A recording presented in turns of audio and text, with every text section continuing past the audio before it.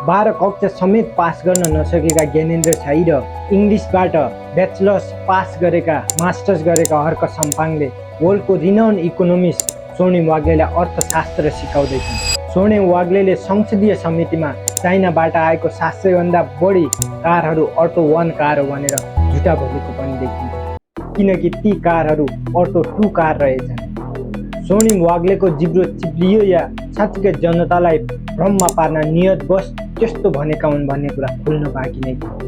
तर उनले भनेका छन्, मलाई आरोप लगाए जसरी 2 अर्ब भन्दा बढी भ्रष्टाचार त छोडिदिनुहोस्, 2 पैसा समेत अनियमितता गरेको भए म राजनीतिक जीवनबाट मात्रै होइन सार्वजनिक जीवनबाट समेत सन्यास दिन तयार छु। तपाईँ सांसदज्यूहरू त्यस्तो नैतिकता राख्नुहुन्छ भनेर प्रश्न पनि उठाएका छन्। हुन त स्वर्णिम वाग्ले माथि नियोजित रूपमा षड्यन्त्र भएको जस्तो देखिन्छ, किनभने सामाजिक सञ्जालहरूमा विभिन्न पत्रिकाहरूमा धमाधम यस्तो खबर छापिन्छ। स्वर्णिम वाग्लेले बजेट भाषण गर्नुभन्दा केही दिन अगाडि सूचना चुहाट गरेका थिए, करको दर हेरफेर गर्ने सूचना चुहाट गरेका थिए र त्यसै अनुसार चाइनाबाट 750 भन्दा धेरै गाडी बजेट भाषण हुनुभन्दा पहिले भित्र्याएका थिए भनेर समाचार ठ्यापठ्याप्पी आउँछ। नेपाली हरेक मिडियाहरूले यो समाचारलाई बडो प्रमुखताका साथ देखाउँछन्। स्वर्णिम वाग्लेले करको दर बढ्ने र त्यो कारहरू नेपाल पास गर्न भनेर व्यवसायीहरूसँग सेटिङ गरेको हो भनेर आरोप लगाउँछन्। तर त्यो पत्र पत्रिकाहरूमा लेखिएको सबै समाचारहरू झुटा हुन्छन्, किनभने ती चाइनाबाट भित्रिएका कारहरूको करको दर बढ्न पर्ने थियो यदि स्वर्णिम वाग्लेले नियतवश सूचना चुहाट गरेको भए। तर के देखिन्छ भने बजेटमा ती कारहरूको करको दर घटेको देखिन्छ। त्यसो हेर्दाखेरि नेपाललाई फाइदा भएको छ। केही पहिला कारहरू भित्रिँदा ती व्यवसायहरूले नेपाल सरकारलाई धेरै कर तिर्न परेको छ। यदि बजेट भाषणपछि त्यो 700 भन्दा धेरै कारहरू भित्रिन्थे भने कर घटेको थियो, त्यो घटेको कर अनुसार नेपाल सरकारलाई घाटा हुने थियो, त्यो व्यवसायहरू फाइदामा हुने थियो। यसबाट के प्रश्न हुन्छ भने स्वर्णिम वाग्लेले जानी सूचना चुहाट गरेका छैनन्। यदि सूचना चुहाट गर्थे भने ती कारहरू बजेट भाषण पश्चात मात्रै भित्रिन्थे होला। अर्को कुरा, नेपाल सरकारका अर्थमन्त्री स्वर्णिम वाग्ले उनले चाहेको भने सेटिङ मिलाएर ती कारहरू नेपाल प्रवेश गर्न दिन्थे होला। त्यसरी नेपाल सरकारले ती कारहरूलाई जफत गरेर छानबिनको दायरामा ल्याउँथेनन् होला। यहाँबाट प्रश्न हुन्छ, स्वर्णिम वाग्लेले त्यस्तो बदमाशी त्यस्तो अनियमितता गरेका छैनन् भने। स्वर्णिम वाग्ले माथि यसरी नियोजित रूपमा षड्यन्त्र भइरहेको छ भनेर यहाँबाट पनि प्रश्न हुन्छ। चाइनाबाट आएका 700 भन्दा बढी कारहरूमध्ये BYD भन्ने कार 100 मात्रै थियो। तर BYD को मात्रै चर्चा किन गरिँदैछ?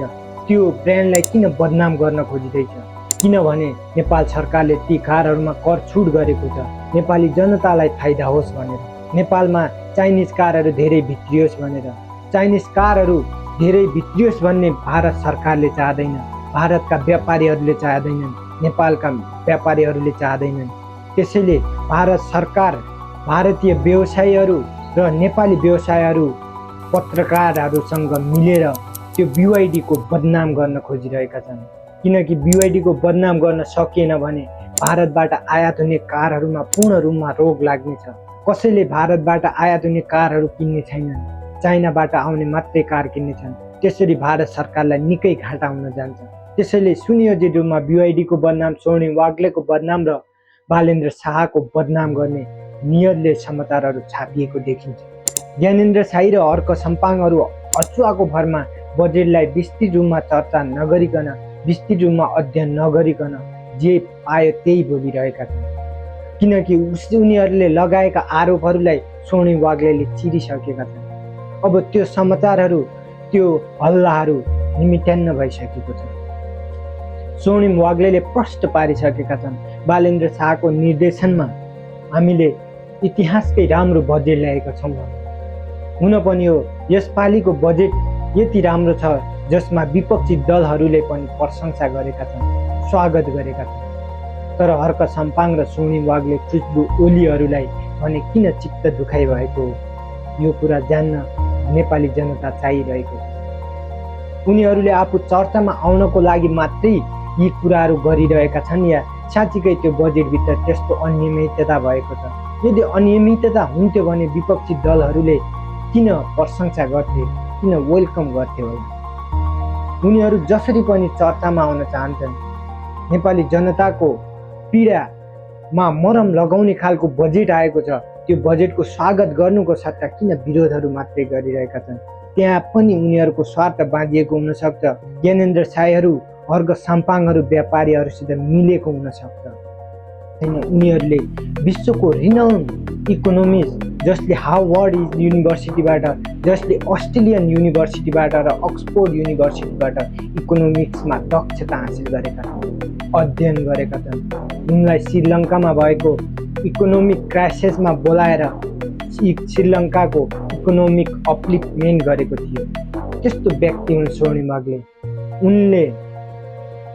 उनले त्यो BYD कारमा त्यस्तो अनियमितता गरेको भन्ने कुरा सरासर झुट साबित भएको छ। भिडियो राम्रो लाग्यो भने सेयर, सब्सक्राइब गरिदिनु होला। Thank you for watching.